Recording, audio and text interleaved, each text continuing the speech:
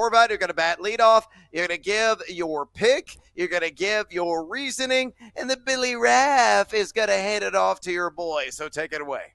All right, I can't believe I'm doing it, but I'm doing it, right? Everybody likes UC San Diego, and what a season, man. Yep. 30-4, 18-2 in the Big West. This is a squad, and they're really hot right now. 15 straight games they've won. But usually, man, I would be on this side too, right? A 2.5 spread, and it's a 12 against a 5. Michigan, they are inconsistent, but again, they just won the Big Ten tournament for whatever reason. They're gifted with a 5 seed, but they have 2 7-footers. You know, I like Golden, scores about 17 per game, almost 7 boards per game. I like Danny Wolf as a prospect, more 13 per game, almost 10 rebounds. And Trey Donaldson, I like as well. Not the best three-point shooting team. They also struggle at times defensively, but I like Michigan, man. I think that they're too talented to lose in the opening round. I like this UC San Diego team as well, but I would lay the 2.5 with Michigan. Again, me as a coward, though, I just went money line. So maybe we could all win, right? But I like Michigan. Hit me with the Raff. Well, they always say to use your head in this game. Uh-oh. And I am a full fade of your Wolverines. I am down on the maize and blue in this game. I'm going to take UC San Diego. Yes, I'm that guy. I am trendy. I am on the bandwagon with both cheeks firmly planted with the Tritons. I've watched the team a couple of times this season. Thoroughly impressed with them. I've been betting on the Big West, and they have been a bank, an ATM. No team in college basketball has covered the spread better than UC San Diego. I think they're, 29-5 ATS on the year. That's utterly ridiculous. And they're getting 2.5. I got a little sprinkle the money line at plus 125. I love the spread even more. This is probably going to be a single possession kind of game if they don't win outright. And they're getting the plus 2.5 at a minus 110 juice. UCSD, number 27 in Puerto Rico last 30 days. 32 in EFG offense. And numero uno in EFG defense. They're only giving up 42.3% inside the arc and 27.8% outside of it. They got those kleptomaniac hands, some of the best in the business in terms of steal percentage, and you're facing a turnover-prone Michigan team that's coughing it up over 19% of their possessions in the last 30 days. Michigan has collected only 265 in EFG offense. Defensively, stiffens out at number 24 in EFGD. And again, Golden and Wolf should be able to establish themselves in the post because UCSC is not a good rebounding team. They don't have the size to match. Tane Jones, a New Zealander, is a guy that can really get downhill, draws a lot of contact, beats you the charity stripe. Hayden Gray shooting 42% from distance. They all shoot extraordinarily well from distance. I think Michigan's just going to get snake bit in this game. I'm buying into it. UCSD is that team at a classic 12/5. Remember, 35% of the time in round one, stretching back to 1985, we've seen a 12 seed knock off a 5, and I think it happens again in this matchup. Give me some Billy Raff. Hutchins! Double order! Got to have a bet in the opening game, of course. I usually lose this bet, full disclosure, so you're probably going to want to take Creighton here. Or, I'm sorry, you're probably going to want to go Louisville here because I like Creighton. I bet this at 2.5. I also like a player prop, which are not available in Maryland, but luckily, one good thing about DC I could bet here. So Chucky Hepburn, I'm going to go under 16.5 points, even though I love him. Creighton's going to play that drop coverage in English.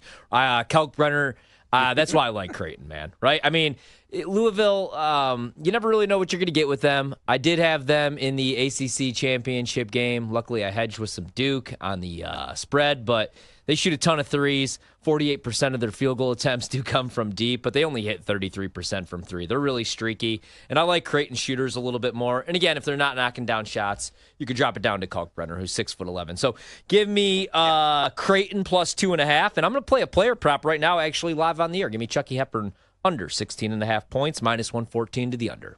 Hit me with a Raff. Ooh. Oh, maybe some major onions.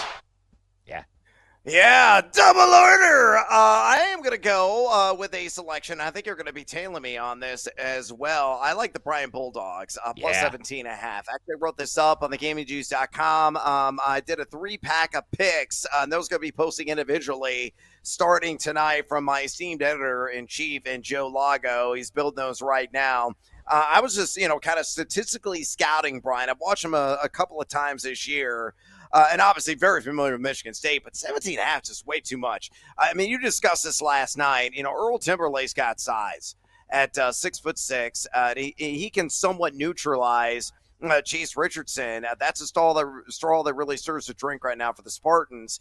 Michigan State has adequate size as well. And Cooper and Kohler, they really get after the glass. One of the better rebounding teams this entire NCAA tournament. They're outstanding defensively as well. Bryant doesn't really scorch the nets from outside, but they do score early and often inside, at least against smaller teams. I mean, it's going to be a challenge for them because they haven't really seen eye to eye with a lot of squads coming out of the AM East that, remotely would be in the same zip code as a Michigan State. I think 17.5 is way too many.